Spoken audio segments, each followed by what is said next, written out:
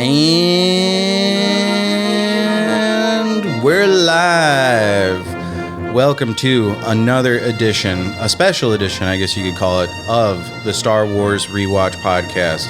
I am your generous host, Luca.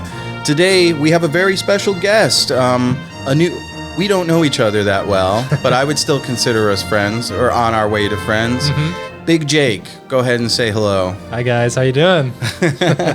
We're doing great. We're almost in July now. The summer's kind of been pretty mild so far, but here we are. We've got more Star Wars content coming out. Yeah. The Mandalorian and Grogu released not too long ago, and so did Maul. What we're going to be talking about today is Maul, Shadow Lord, probably the most recent and most best thing, I guess you could say, that has come out that's been Star Wars related. Yeah. But we'll get to that in just a second. But for now, if you want to say hello, send us an email, starwarsrewatchpodcast@gmail.com. Tweet at us or X at us, whatever the hell it's called, at SW Rewatch Pod. There'll be a link for the Discord in the description as well. We've been banned from Reddit. And I'll put a link to the blog as well, which I don't update very often because I'm not good. We've been banned from Reddit. Yeah. I tried. I think it's because you need to have like a moderator when you try to create a community. Okay. So you could create a community, but if it's unmoderated, I don't know. I think they'll just ban it. But I also tried posting like links and I think like affiliate links. I don't know. I went a little crazy with it, and they're like, you have to pay a mod to moderator for subreddit? No, I think mods kind of do their thing for free, but I think, again, I know very little about Reddit, and I'm so late to the game, but... We'll get back there, don't worry. Sure, yeah, but some people, I think, have, like, if you moderate the r/AMD or r/Road subreddit or something like that, I think Road can approach you as a mod for Reddit and say, like, hey, anybody that says anything bad about Road, ban them, or remove them from the community, or ban them from posting, or something like that. So I don't know. I think there's something like that. The Reddit mods have a weird, I don't know if we want to call it entitlement or weird power, whatever it is. Yeah, whatever it is they have. But anyway, well, that's besides the point.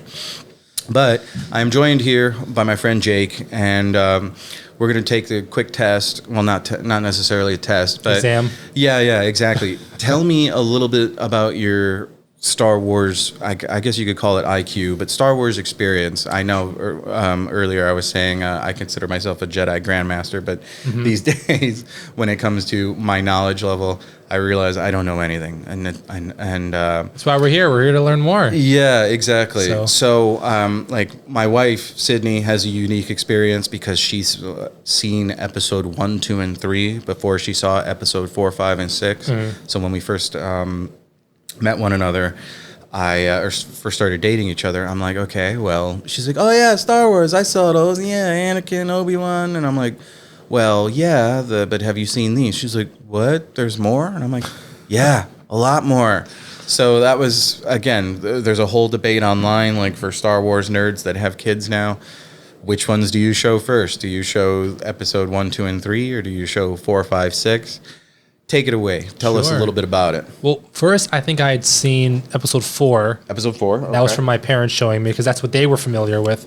And this is a little bit after the time that the prequels had come out. So there was still a big, craze in the media and just everywhere in regards to episode 1, 2, and 3. And then, of course, there was, at the time, it was mixed. Right. You had people that were absolutely ecstatic about them, and then people that just hated them. Yes, a lot of parodies about the movies, and then episode 3 had come out after, and then I think my parents were like, we're going to show you the originals first. So 4, 5, and 6 really were my first. Okay, but then subsequently, I went back and watched 1, 2, and 3 because when I first saw it, obviously you have no idea what's going on. Right, exactly. Like, who's this blonde guy? Who's these robots? Who's this guy called Darth Vader? And then obviously, after I had seen the first 3 movies, those had really become kind of like my favorites because, I mean, I think I connected more with Anakin as a character than Luke. But I mean, the originals are the originals. Like, they're always going to be like the Right. OGs. It's the baseline for every piece of Star Wars media out there now. But after that, then like I think after episode 3, then you had more Star Wars games coming out. You had like Force Unleashed. I played those. Okay. But I think before that was Star Wars Clone Commando. That was the Republic first person. Commando. Or maybe it was Republic. Well, there was Star Wars Battlefront. Then it was I think it was Republic Commando. That was a first-person shooter where you play as like Delta Squad. yes, Yeah. yes. I remember you were fighting against like Geonosians in that game, and I think you might have been fighting against like I love those games. You fight a Magna Guard at one point. Yeah.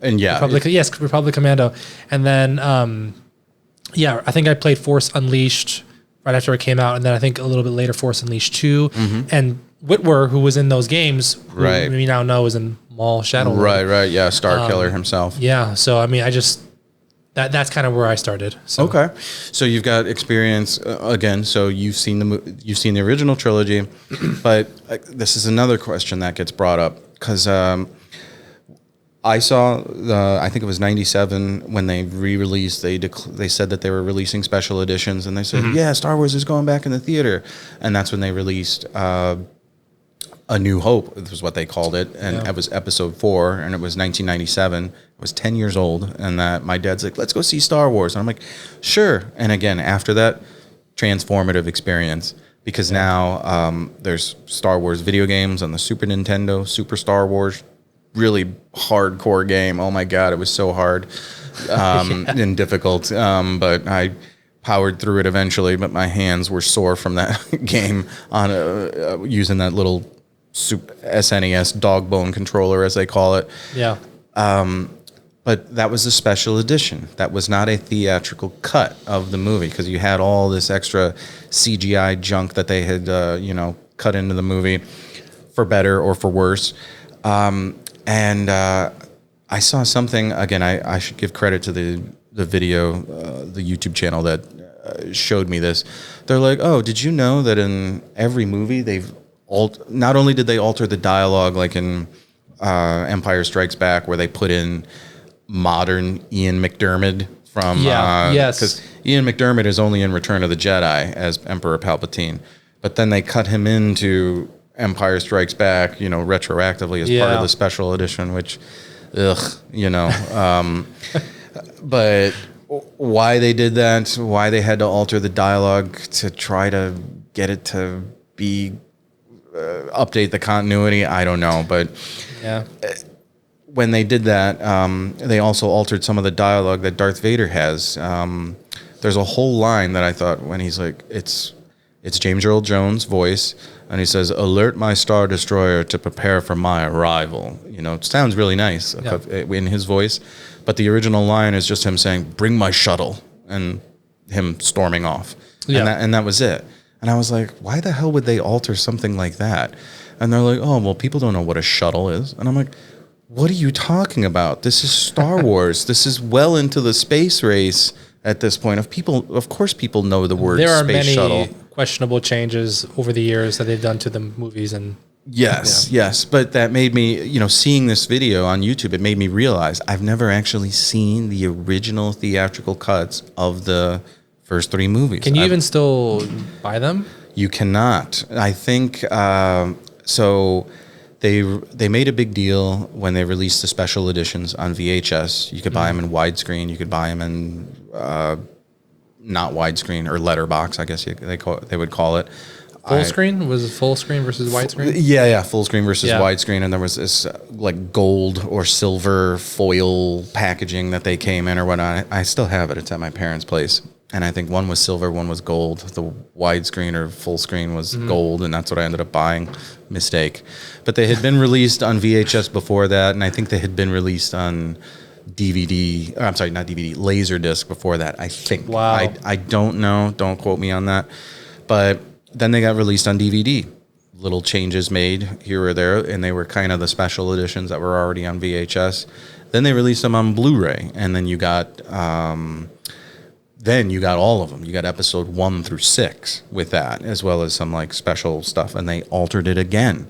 But back when I worked at Sears, I think when they released the DVD versions, a few months later they released theatrical versions on DVD, which for whatever reason I was like, well, I already have I don't know why I didn't buy them, because they went on sale at some point, and then I think we either zeroed them out or RTV'd them, sent them back to the vendor.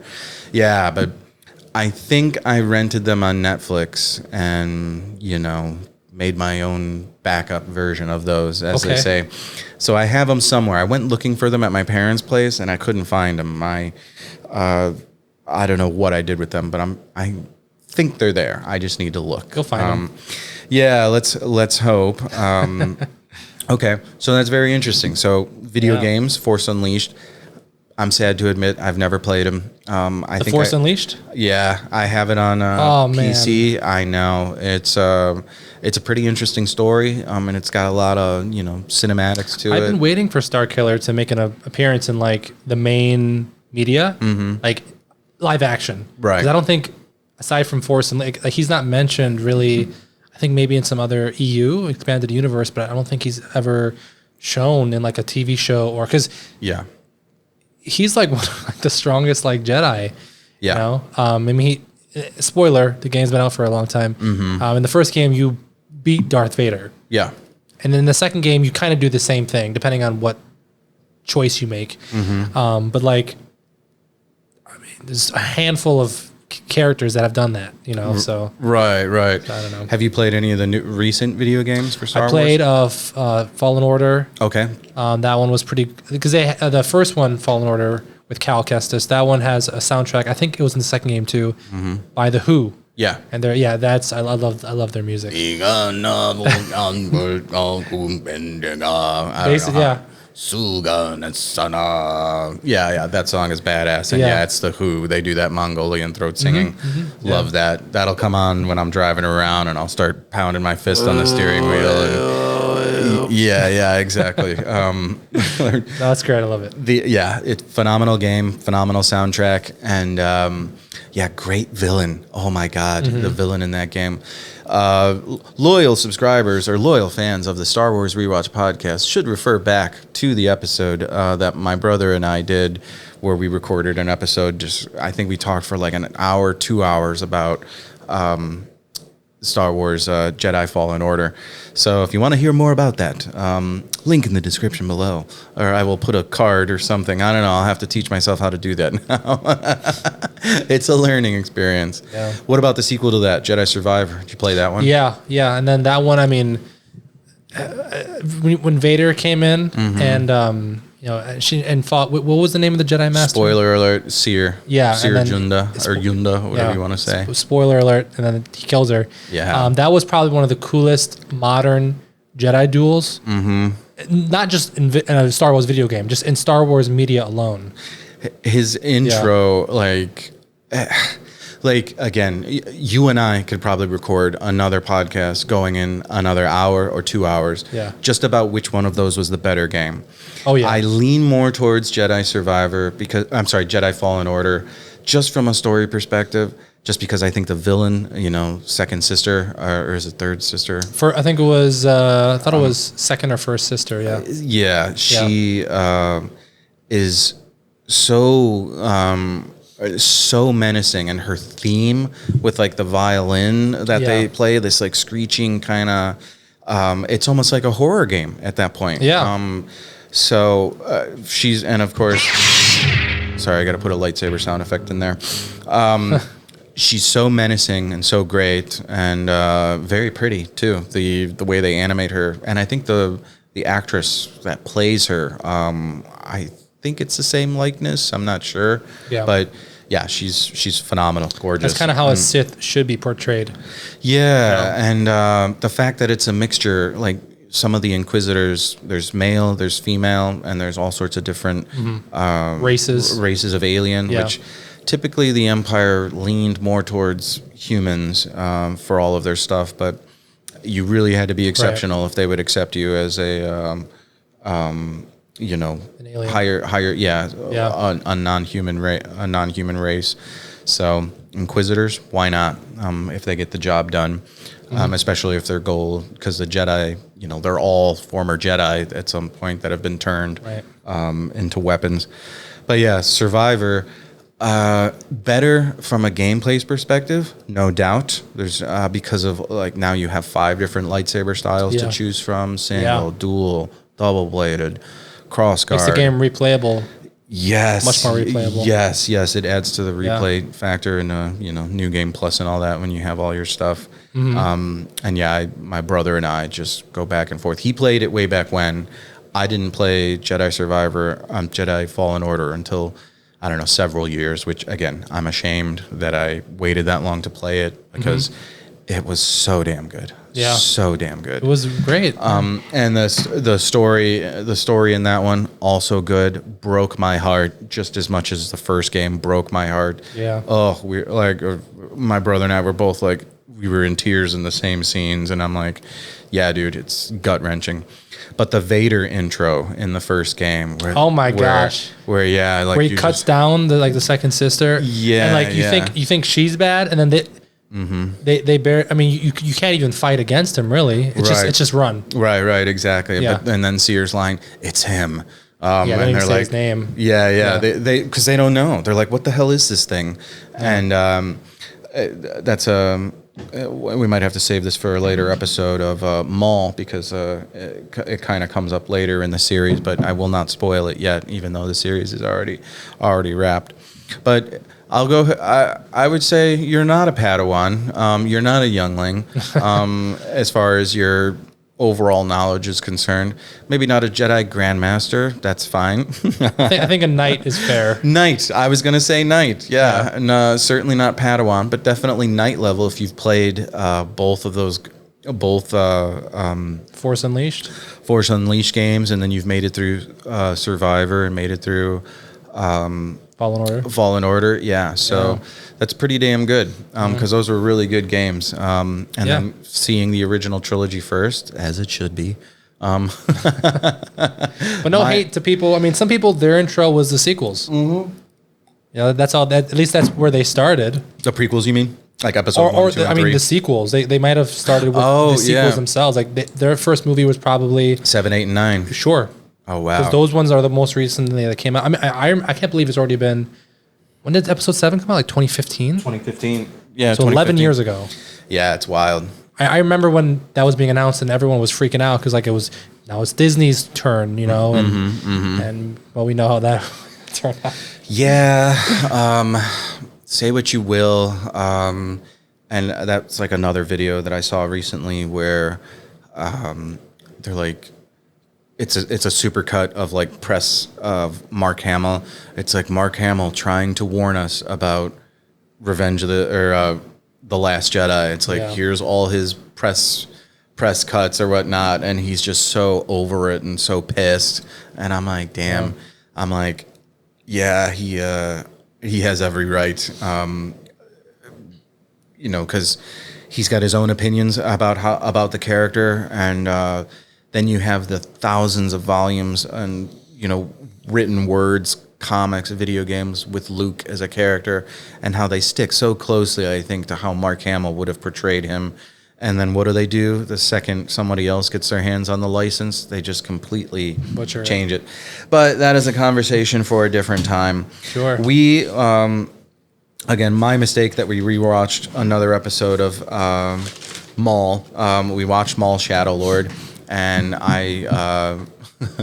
it's been, I think, a couple weeks since my old roommate and I, Safwan, shout out to Safwan, and I watched the first and second episode. So we watched the second episode again. Shout out to Safwan. Shout out to Safwan. Yes, thank you for joining. And I know he's caught up on the series, so we're going to have to get him back on here. Sinister, I can't even read my own writing. Sinister Secrets? Sinister Secrets, is that what I wrote? God, I'm terrible. Sinister Secrets. They introduce Maul. This is after the first episode where there was a heist, and you think it's a typical bank robbery, but it ends up being a mob bank that gets robbed, and there's a local crime lord on this planet. I forget. Demas and Vario. Demas and Vario are the crime lords. Yeah. Janix is the name of the planet, and you've got local law enforcement involved. Yeah. But somehow a Jedi and his apprentice get caught up in the mix. She's been arrested, but now they've busted them out of jail. Yeah. And now the episode takes place when they're breaking out of the police station and getting away. Yeah. But I don't know. Give me your initial thoughts on the episode. What jumped out at you right away? Well, I mean, I like how they just went quickly straight into bringing Devin straight into Maul's inner circle now. So it's not like prolonging when are they going to finally meet? It's right away, really in the second episode. And I think, if I'm not mistaken, obviously we all know his name, but I think Devin at the end of episode 1, when she said Maul, that was the first time they maybe said the name in the show. Right.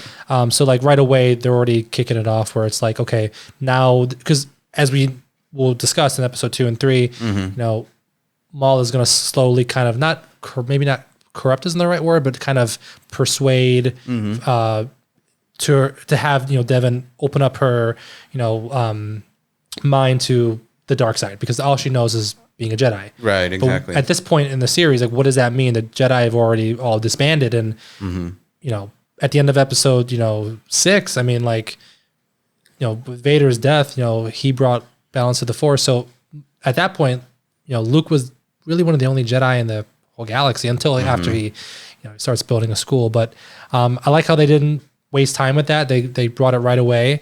But like I kind of mentioned when we were watching, I do like the subplot of Two Boots and Lawson, the detective side. Because, we have the series Tales of the Underworld, where I like learning about the underworld societies of the Star Wars universe. Because mainly we see, at least in the main movies, from the perspective of either a Sith or from a Jedi. Yeah. But these shows and the Clone Wars, the Bad Batch, this one, they take it from the perspective of different, factions. And I like to see that there's a lot of representation in the underworld side, but also now with I guess you would say Lawson and Two Boots being the police are more like regular civilians, but they're a police force. I think that's why Andor as a series works so great. Yeah. There's no Jedi, there's no Sith. There's the people that have power, the people that don't. Right. And you get to see what drives someone to, just can be oppressed until they can't take it anymore and have to fight back and take the power, use force against the ones that are, using their power against them. Yeah. So, they're cops, Two Boots and Captain Lawson. But they're caught up in something that's much, much bigger than they realize. Yeah. And right off the jump, they're because I guess they scan Maul's, they get a scan of Maul's face, and they're oh, well, this isn't good. Classified by the ISB. We got to call it in immediately. And they're no. That's we have our independence. Isn't the ISB in Star Wars Outlaws? Isn't the ISB the group that what's his face was leading? I thought that's what it was. The ISB, if I'm not mistaken. That's another game that I skipped because I know it got a lot of bad press when it first released, even though I should be forming my own opinion about it. But I'll let you form your own opinion. Yeah. I do need to check it out because my brother asked me about it, and I guess if it's $20 now, I don't know. But they work for the Empire. The ISB work. It's intelligence, intelligence. Or FBI or something like that, or it's a good way to think actually about it. Not really FBI. It's more like Gestapo is what it's more like. Sure, because they're not so much secret police, but they kind of function as both. They're spying on the citizens of the Empire, and they could be spying on people that claim to be loyal to the Empire as well, because when again, if you've watched all of Andor, you'll see what they can and can't do. But the ISB is part of the Empire. They're just kind of the police force for the Empire, in addition to the local police that might be operating on a given planet. In this case, Janix. So you can escalate things up to them if you want. Similar to how if our local police can't crack something, they might call in Fox Mulder and Scully, FBI, to say hey, we need additional resources. Or, maybe you guys can see it from a different angle. But I like how at this point with this IP being as big as it is, like it's built out so much that they can have those discussions. We just kind of know from other pieces of media how these all connect. Right. I love exactly. that. Yeah. I really do. Yeah. They made them super menacing in Andor because I think that's where they first introduced the ISB, if I'm not mistaken. I think Andor might have come out a little bit before Outlaws. But yes. Yeah. Yeah. So now that they've got, because ISB is also in Jedi Survivor. I think you're right. Yeah. Yeah. Again, it's kind of towards the last, not even the last third, like the last fifth of the game, I think is where they kind of introduce them and the angle that they have on the whole thing. And again, phenomenal game. Go buy it, play it, beat it, play it again, because it's that good. But yeah, at this point, Maul has set up the mob bosses on the planet to kind of kill each other. But the one who survives, in this case, Vario, he's using him just because he still needs access. Again, it's been a while since I've seen Clone Wars. It's been a while since I've seen Rebels. Where does this all fit in all of it? Because this is definitely after Clone Wars, but is it before Rebels? It's before Rebels, because remember... Yeah, it has to be. Well, yeah, because I think towards the end of the series, spoiler, Maul gets killed by Obi-Wan. Right, exactly. But like, I think at this point, this is still like the Empire is still more fresh. Yeah. At this point, because more towards Rebels, that's an older Vader. Because that's Rebels, I think, is not too long before Episode 6. Yeah. Sorry, Episode 4. I mean, Episode 4. But yeah, I mean, I always say Vader was busy. Yeah. Empire was lasted like 20 years, which controlling an entire galaxy for 20 years is pretty impressive. Yeah. But yeah, I mean, Vader was busy. Yeah. I guess the benefit of having ships that could travel at light speed or faster than light speed, if you really think about it. Yeah. So you have Maul Askans. Well, not Askans. That implies that it's a romantic getaway.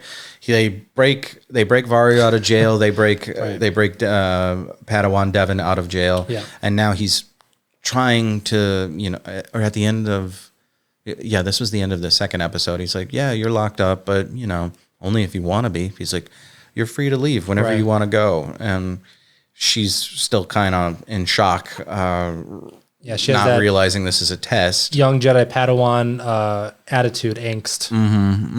Yeah. You've got that. And, she's, from her perspective, she's been living on the street with her master. They're homeless, pretty much. So they're kind of just living as beggars, which... Yeah, like vagrants. Yeah. Yeah. And then, again, this is spilling into Episode 3 more than it is Episode 2. But I guess you could say, I don't know, we'll kind of review both episodes as a whole, I guess, if that's okay. But you see him... He feels her in the Force as kind of like an anomaly or something that he didn't quite notice. And then he takes advantage of that and is like, okay, what can I do with this girl? Just because I have her here. She's a Jedi, but she's young. She's not necessarily a knight or, a master. So she's open to suggestion and open to corruption or, Yeah, I mean, because... It's kind of funny because like he's trying to obviously get her to see his point of view, but like Maul kind of does this in Rebels as well with Ezra. With Ezra.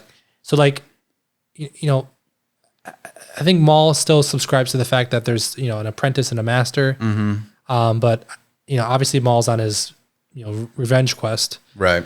But it's interesting to see as we'll eventually bleed into Episode 3, like him trying to persuade her to goad her into like letting in the darkness. And all the while, Two Boots and Captain Lawson are trying to like piece everything together. Like, how does this all fit? You've got these guys that have robbed both the Pikes and made I'm sorry, not the Pikes, but Well, I guess yeah, because that's what happens with the. Well, yeah. Or was that in episode? That was 3? episode 2 where Vario gives them information, and then the Pikes are.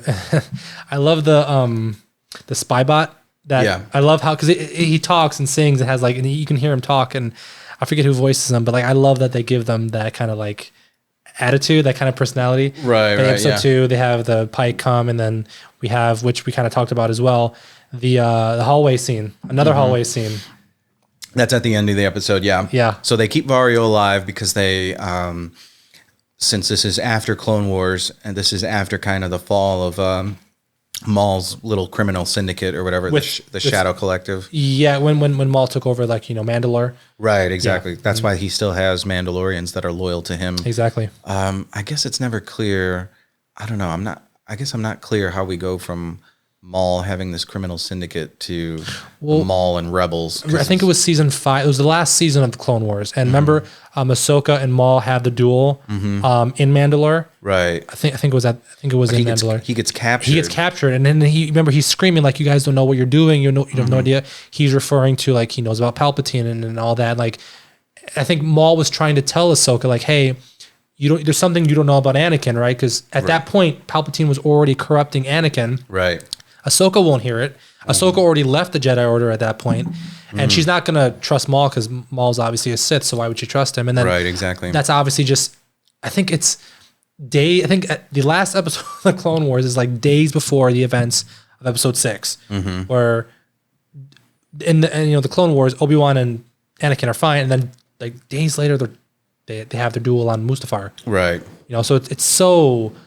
Like razor's edge, Yeah. If Ahsoka had just let Maul tell her what's going on, like so much stuff would have been prevented. But that's kind of so he gets captured, he loses everything, and then it kind of brings us to where we are in Maul Shadow Lord. At least from my understanding. Yeah, because I'm like, that's what I'm trying to figure out where this fits in between there. Because like you say, it's definitely after Clone Wars, and it's definitely before Rebels. Yeah. But it's like, how does he lose his criminal empire? And all of that. Does it just? I mean, depending how long he was in capture. I mean, he was captured by the Republic. Right. Then they fall, and then you have Order 66, which was purging all Jedi, and I'm pretty sure they would have probably wanted him dead as well. So Maul has to go into hiding probably for years. Right, exactly. He's probably already been hunted by the Inquisitors because they know he's still alive. Right. And then during that time, he's probably still had connections with Rook and some of the other Mandalorians, which we see in Maul. And I mean, it's probably taken him years just to build back up what he lost. Right, to get to this point. Even by the time the episodes we were at Maul, like his syndicate is still very small. It's not nearly as developed as like the Pike syndicate or. Yeah, he's definitely this is him definitely starting over. I mean, they're hiding out in like a bunker or something. Right, yeah. It's underground in the literal and the figurative sense, just because, it's a criminal empire. How do you operate all of that, galaxy wide, and how do you control all of these gangs, at the same time? There's a game behind you over your left shoulder, Shadows of the Empire. I don't know if you've read the book or like comic or graphic novel, but there were all 3 released at the same time, and all of them have slightly different stories or slightly different perspectives and whatnot. Should I show the camera? Sure. So this will go. Luca will be selling this. Yeah. No, it's pretty cool. It's cool. I don't think Shadows of the Empire, classic game. We'll auction it off tomorrow. Yeah. Sorry. No, you're fine. But there's a criminal syndicate in that is, permissible by the because Palpatine tolerates, all sorts of corruption within the Empire. Yeah. So criminal syndicates run wild. And Black Sun happens to be one of the criminal syndicates run by, I forget the race of aliens, but they're kind of lizard-like. Prince Shizor, spelled with an X, is the leader of Black Sun. Okay. And he's a rival to Vader. So I forget if it's in the book or in the graphic novel, definitely the book and graphic novel, that they kind of explore the rivalry between the two. And then, what happens after that. And then I think the comic and the book follow Luke and Leia and Han a little bit more. The character in the game that you play as, Dash Rendar, is kind of a Han Solo type, mercenary type. He drives a similar Carillion style freighter that it's a YT, not a YT 2000. Shame on me for not knowing the model of freighter that Dash Rendar. Yeah. It's called the Outrider, though. That's the name of it. I wonder what interest rate you have to get on something like that. Yeah, exactly. In order to buy one of those, is it at 8%, and is it in Imperial credits or is it in Carillion credits? What credit score is that? Imperial credit score or is that local Carillion credit score?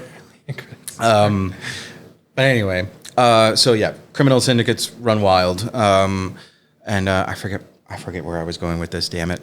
But criminal syndicates. Yeah.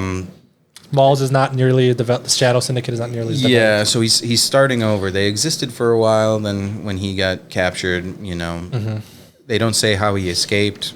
Maybe they'll refer. If this show gets a season 2, maybe they'll refer back to that. Who knows? Yeah. I'd be interested to find out because unless I'm sure there's a graphic novel out there somewhere that I'm missing out on. But thus begins the tutelage or the corruption of Devon and the local police. Not quite as close. Or they're on their trail. They're on their trail. They're getting there. Yeah, their pikes are now the pikes are brought in because the two local gangs are at each other's throats. So now there's a little bit of a power vacuum. And the pikes, this show helps really illustrate how prolific and powerful they are because in Book of Boba Fett, like we see a little bit about them when Cad Bane is introduced, and then like Cad's working for them, and then the Pike are present in that show. Right. But then now this show kind of gives us more information on like their hierarchy, just how prolific they are. What kind of ship it. There's because I think they were just smuggling credits or whatever they got from the first weapons. Yeah, spice. whatever. Yeah, so like.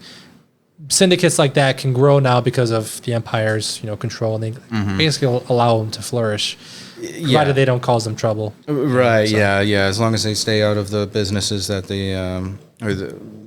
as long as they don't exploit the same thing that the Empire is out to exploit, then there's a certain level of tolerance that they have for that sort of thing. There's a black market and a gray market for a reason, but. One of the lines that jumped out to me when Maul is talking to Devon, he's just like, it's not as simple as good and evil when he's talking to Devon. Yeah. Anything else jump out to you?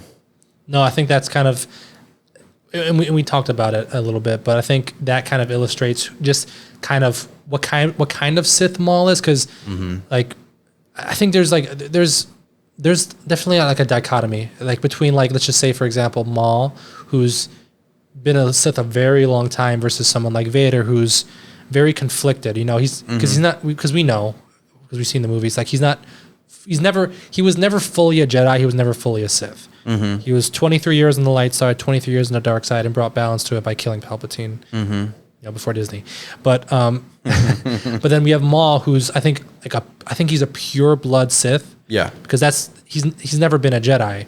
Right. He's never gone to the light like that. Like I mean, at least at the point of this show, I don't think he's necessarily evil. Right. But he's certainly not someone you would consider like necessarily good, because he's not.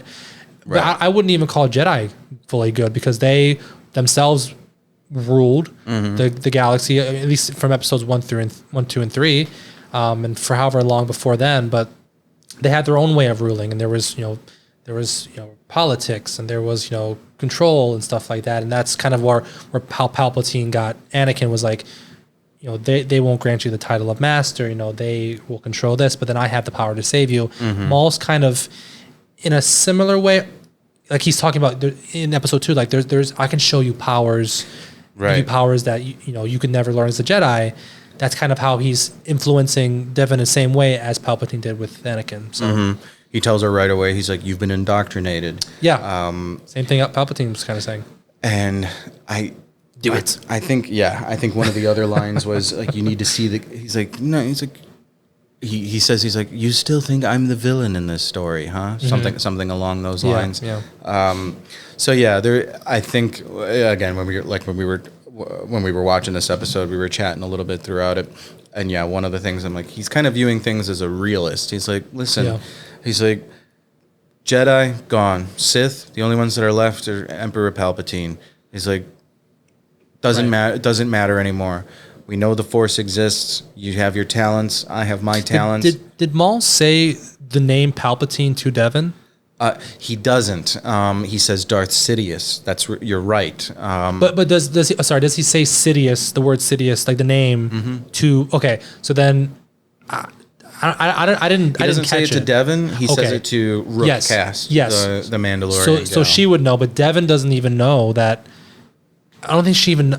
I wonder if it's even known that Palpatine is even a Sith to the general public. I don't think it is. I don't think so either. Because he portrayed it. Remember when he was burned, like he portrayed to the council, like to the Senate, yeah. that like that this is the Jedi's fault and they're taking over. That's how he influenced. And then you see like Padme, like oh, why are these all people like. Yeah, she's like, so this is how democracy dies. That's how democracy dies, exactly. Thunderous so applause. I think I wonder if that's widely known, but I don't think the public knows, at least in the Star Wars universe, that Palpatine is like the worst person in the world. Yeah, that's an interesting question. Because like I asked myself, or I asked you, I'm like, do you think do you think Darth Maul knows that Emperor Palpatine and he knows Sidious are the same person? Because he literally fought against.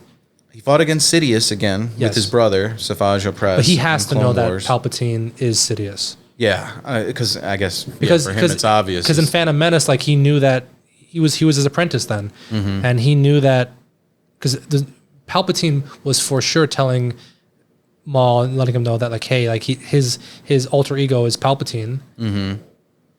So there's no way he doesn't know. Okay. Yeah, I don't know why I'm confused about that.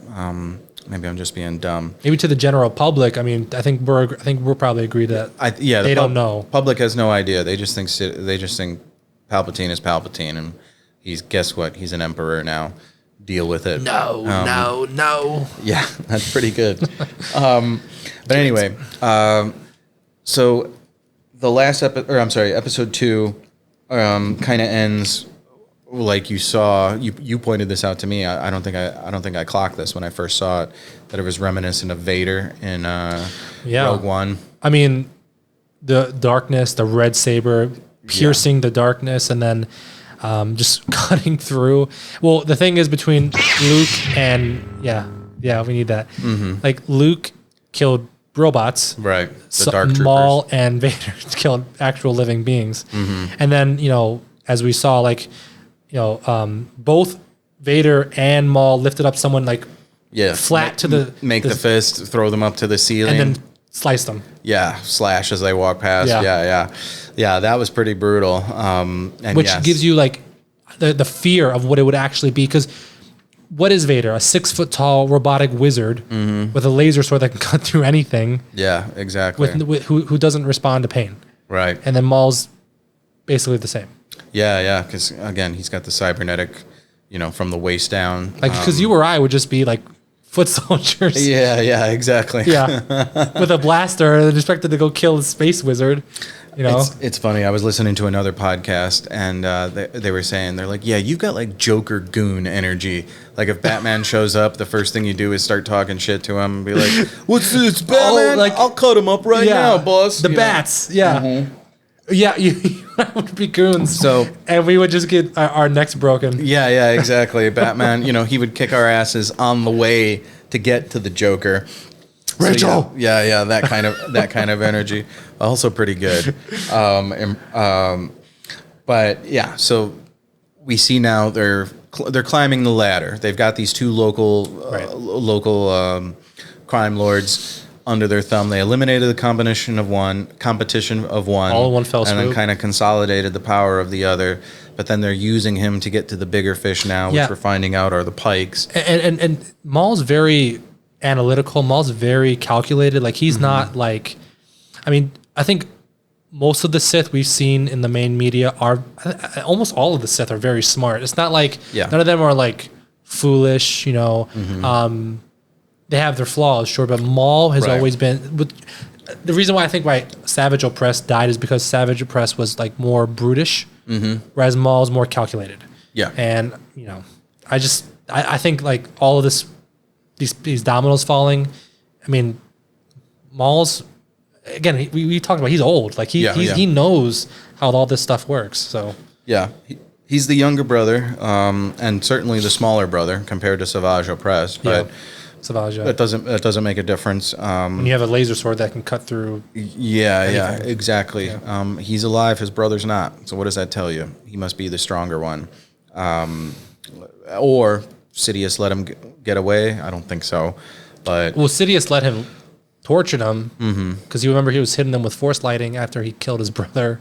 Okay. He was like Maul begged for mercy. Remember? I don't know if you remember that episode because Palpatine took on both of them, dueling two lightsabers. He's an old man because Palpatine has mastered every form of lightsaber combat, but he thinks lightsabers are trivial. Yeah, that's why he favors that's why Vader's suit it's old, it's clunky, it's very susceptible to force lightning. Because if he ever needed to keep him in line, which he's done multiple times throughout the story, he can. And Palpatine's specialty is force lightning. Vader can use it too, but he's not as good at it. Sure. And plus, the suit is very susceptible to it. Yeah. So. Yeah. What happens if he rubs his feet on the carpet? You know, a little too much one day. Yeah. Or you know, walks out in a storm. He doesn't turn up the humidity too high, or the humidity's too low on the suit or whatever, and he walks into a room and shocks himself. Exactly. These are the things that they don't teach you about in the lore, in the books, that they don't cover. But yeah, overall, great episode, especially because now they've put the Jedi apprentice face to face with a former Sith, which kind of a weird angle to take because we know he's not he wants revenge against another Sith, his former master, but he doesn't necessarily hate the Jedi. Like, I don't know, he hates Obi-Wan. Yeah, he hates Obi-Wan, because Obi-Wan mortally wounded him, but he survived. So that makes sense why he's got the lust or thirst for revenge there. So I don't know. It's pretty cool. Pretty cool to see him, torment this poor young apprentice. But over that kind of wraps up this episode. Do you want to record another, or do you want to just keep talking about the third episode? You want to just because I'll record an outro now. Yeah. And then we could jump into the third episode, or do you just want to keep talking and go to the third episode? We can just keep talking about the third. Is that okay for you to? Yeah. It's easy for you to just edit. I'm not gonna edit. If we keep talking, I won't edit it. Okay. It'll just be a longer episode, which is fine with me. Subscribe to Patreon. Yeah, exactly. I don't know if you have a Patreon. No, I don't. I don't yet. Build an audience first, and then money comes later. Okay, so we'll make the cut here then, and then we'll start over, and then we'll do so 3. The third episode. But what do you call it? This will be kind of a weird edit, but give your rating out of lightsabers, 1 to 5 lightsabers. What would you give this one? Solid 4 lightsabers out of 5. Oh, that's the wrong song. Solid 4 lightsabers out of 5. 4 red kyber crystal lightsabers out of 5. Okay, good, very good. And why would you rate it that? I think pacing was good. Voice acting was great. There was enough. I feel like just enough combat. I would have liked to see a little bit more between Devin and Maul. Okay. There's only a little bit. But I mean, I'm not gonna be too harsh. I mean, the series just started by episode 2. We haven't really dealt, but there's gonna be more. There's gonna be more of that. So sure. Yeah, it's. I would go ahead and agree with you. I would give it the 4 lightsabers. Not a perfect episode. There are very few of those in the Star Wars universe. Yeah. And they're definitely more on the Andor side of things at this point. But yeah, very good. I love the animation. The animation so looks clean, beautiful. You could tell that they've painted like everything by hand. So when you see like backgrounds, you could tell it's paint, whether they did it digitally or whether they did it, with acrylic, or I don't know what that kind of paint is that looks more like paste when they put it on canvas, because you could see like the thick. You could actually you see the brush strokes. That's why. Yeah. That's why I'm saying it looks like paint. I get what you're saying. Paint when you see it. Yeah. Yeah, I'm trying to think of that plaster that some of the. Whatever software they. Yeah, it's like Industrial Light and Magic. I mean. Yeah. God, who knows? But yeah, it's definitely pro stuff. And yeah, are they using Adobe Photoshop, or are they using Adobe Premiere? I don't know. I think Adobe is pretty much industry wide, but Microsoft Paint, yeah.